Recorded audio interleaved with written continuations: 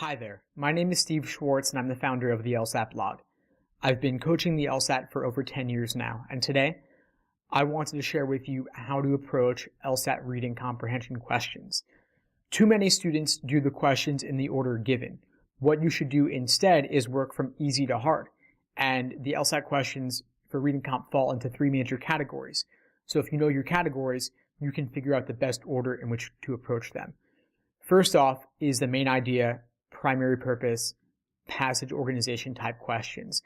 These are global and general in nature, and so for that reason, they're the best warm-up you have getting into the passage. I think of these as analogous to logic games orientation questions, which typically appear first. So for reading comp though, there's main idea, primary purpose, passage organization, like I said.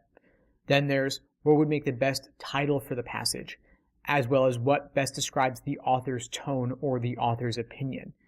I would start with these, knock them out. Again, they're a great warm-up. Then I would move on to local questions, which are detail-oriented. They often have line references, but not always. I would do these second because they're a little bit on the easier side as well. They typically require skimming or working by elimination if you can. Finally, you've got the more general inferential questions, which require a bit more reading between the lines. You're looking for things like what would the author be most likely to agree with, or you might even get more abstract questions than that, which are analogous to logical reasoning questions like strengthen or weaken or parallel or resolve the paradox.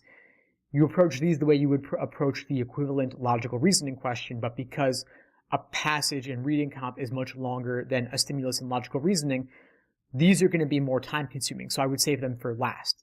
Now, you might often get a main idea question first in the passage, but you don't always. A lot of times passage organization questions or tone or title questions can appear later, even though you want to solve them earlier. So consider this approach. If you haven't been doing it, try it out on a few timed reading comp questions and see how it goes. Anyway, please subscribe if you enjoyed this video. I'll be sharing more on reading comp in the near future, so stay tuned. All the best.